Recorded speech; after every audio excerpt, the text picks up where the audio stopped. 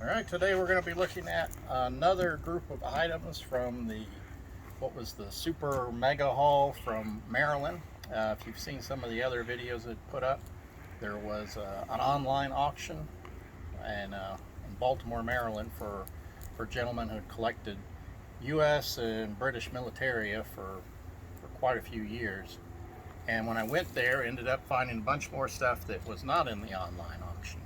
Well, this box of items, they ended up doing a second sale, ended up being items that were left out of the first sale or items that they found in other parts of the house after the sale was over.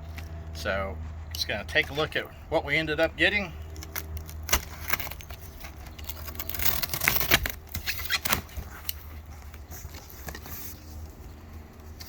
Alright. Well, that's funny.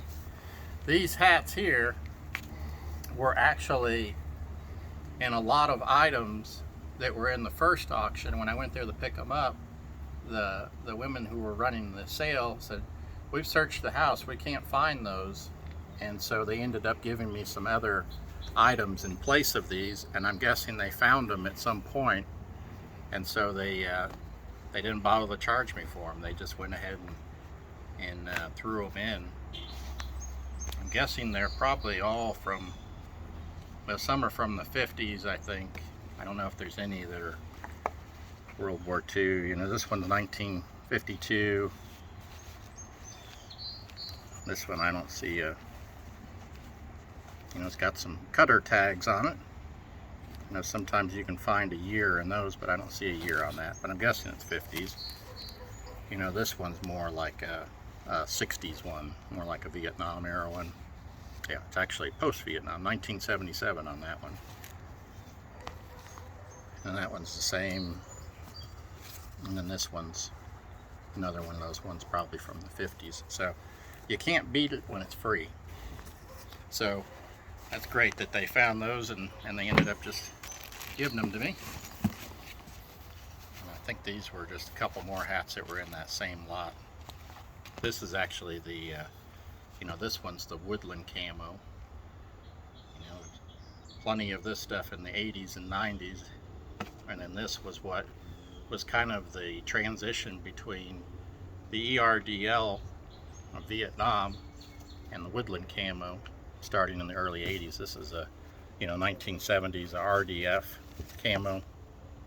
I feel like that one's 1979.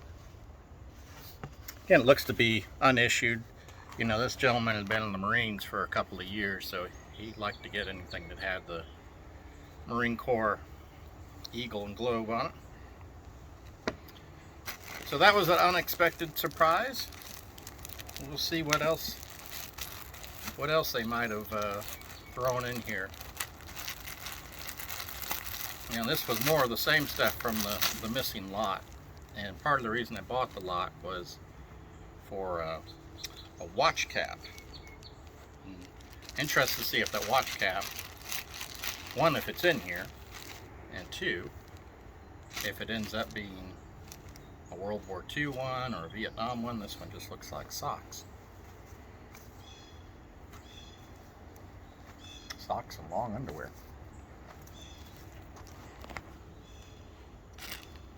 So let's see what else we got. Got some gloves. See if these ones are from 1987. So not much value on those, but you know, they're good gloves just for wearing, I guess. There's some wool inserts. We've got a belt that's probably from 80s. It could be from the 70s. 1975.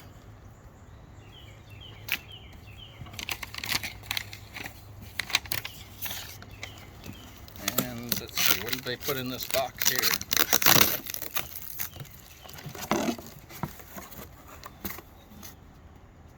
Just a officer's hat.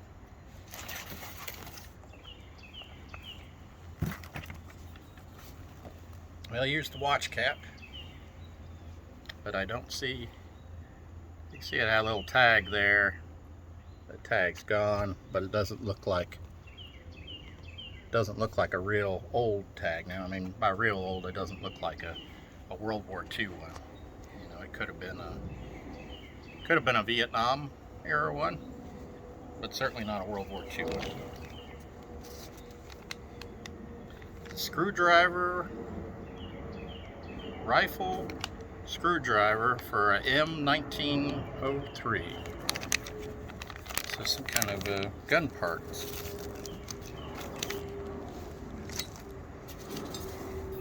Now these, I had actually seen these two when I was there picking up the stuff the first time. And if you've ever been to an estate sale before, there's plenty of times when you see something, you may even set it aside and you're like, yeah, I'm gonna get that. And then you forget all about it and you remember it the next day. Well, that's the way these little oxygen tanks were, these A4 tanks. I had seen them sitting in the basement and I thought, well, those are kind of neat. And they weren't included in any lot. And I was gonna ask them if they were for sale. Forgot all about them. So fortunately, they put them in the second auction, and people didn't seem too interested in them. I think they're neat. Pretty sure they're World War II. So I was glad to get those. We got some shoelaces. You never have enough shoelaces.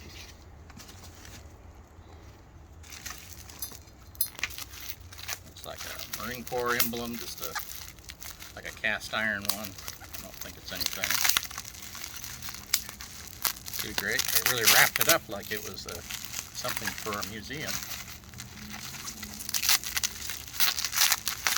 Which I guess I'd rather that they wrap stuff up well than not wrap it up at all.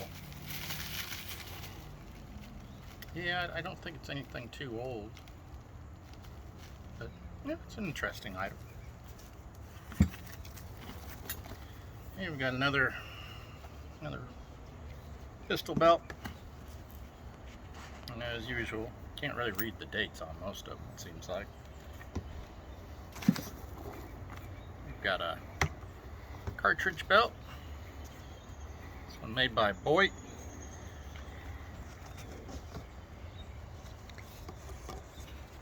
Doesn't look like it was really, I'd say it probably was never used. He liked to tag every item, you know, and put on there when he bought it at a surplus store or something like that, and you know, go ahead and put down all the information he knew about it. So that one he had, that it was a Boyt from 1943. This is for the wire cutters. Surprising, I don't know if there's just a ton of these out there, but they don't seem to hold a lot of value. That one there is made in 1942.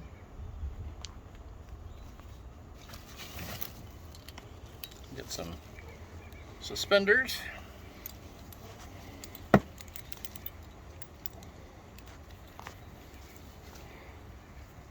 I'm trying to think if this is a, I don't think that's a, you know, I'm pretty sure that's not a medic one. I knew there was a couple of different versions of the suspenders, and that's a little bit different version. So I'm not quite sure on that one. I knew the medics had a different one, but I don't think that's it. Now in the first lot of items, I got a bunch of different canteens, a bunch of canteen covers that looked like they were basically unissued, and they ended up being pretty valuable just for the covers. And so this one, I don't know. I mean, it certainly looks to be in really good shape. I don't think it's really unissued. I mean, a lot of this stuff was just in a basement, getting thrown around, so even stuff that was never used got beat up some. Of course, anytime with these canteens, you always want to look and see if they've got, you know, is the cup in there, or the canteen, is it one of those enamel ones, or the plastic experimental ones they did in World War II. I never find those, but every time I find a canteen, I'm always hopeful.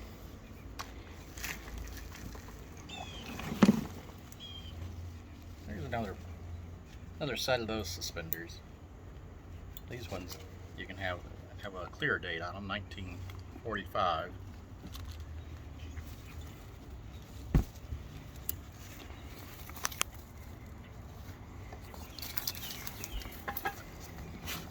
And we got a Just like a post-Vietnam canteen cover. This one's from 1976. You know, positive is it's not really ever been used. So that's good. Got some leggings here. Gaiters. They just don't have much value at all. But they're good if you're wanting to put together a display. You got a mannequin, they look good on mannequins. This thing here, I don't know. It's like a sleeve maybe for a rifle. I've got a first aid pouch. It's got the, you see, he took all these tins with your dressing in it, and he'd wrap them up, I guess to keep them in good shape. That one we see is 1945 Appleton Awning Shop. In World War II, you had every different type of company making stuff for the military. So that was just an awning company. And another just kind of matches that other one in 1976. You know, it's never been used. 1976 doesn't seem like a long time ago, but it's what is that? It's over 45 years.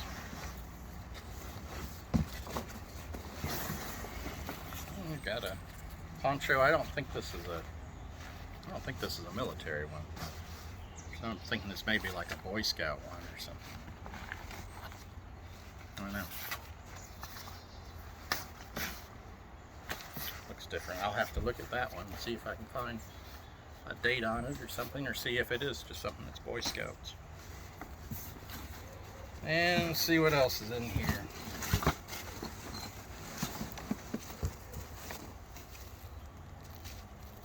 Oh, this could be interesting. It looks like a herringbone hat.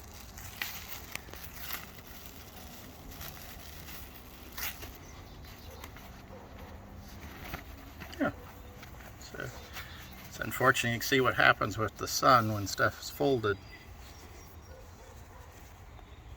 It says washable cap, guaranteed non-shrinkable visor, 7 1/4. It's good size. I hadn't seen one in that color, and it's kind of an odd tag, because to me that doesn't really seem like a, you know, most of the World War II ones, they'll be like that cheesecloth stuff, and this is more of just actually like a piece of paper. So I don't know. That's one item he did not put a tag on, so that's interesting. Something to look into. This here holds 3 pouches for grenades. That one there is 1945. I always think they're kind of a neat pouch. They had them in the 2 pouches and 3 pouch version, and they just people don't seem to collect those as much. I don't know why, but again, they're kind of a neat thing. And let's see here, he had this whole rig of stuff that, yeah. Here's like a, let's see if there's a readable date up there. I think that's a World War II one, but you can't quite make out the date. So Musetta bag, like a little officer's shoulder bag. Again, it doesn't look like it's ever been used. And let's see, other than this rig of stuff that he had, if there's anything else in this box, otherwise we'll set the box aside.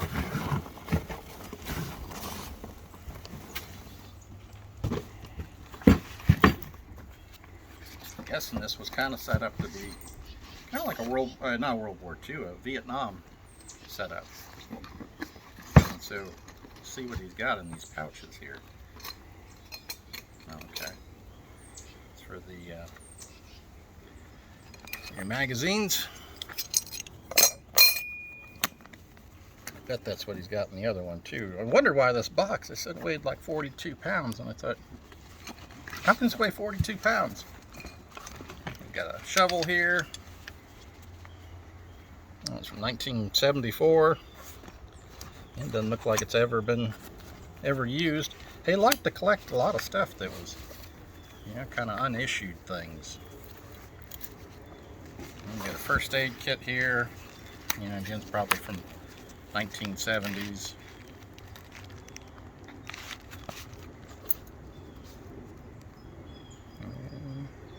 I don't know, that one may be actually from 1981. And got himself another canteen, another one of these pouches, more of those in them. And that's all that's on here. I think he's got a second belt. Just a canteen on it from 1972. So, you know, some good 70s. He's got a first aid one here. It's unfortunate it's not a compass in there. And it's just if you're dressing, but you know, that's kind of the general setup that you'd have for some guys in Vietnam. You know, you get 2 canteens, 2 pouches for your magazines, maybe a shovel, first aid. So, pretty cool stuff. You know, in general, pretty good. Pretty good for some of the items, some extra stuff in here that I wasn't expecting. And the stuff like the, you know, the tanks. One of the few times that you miss something and you're able to still get it later on. So that was a positive.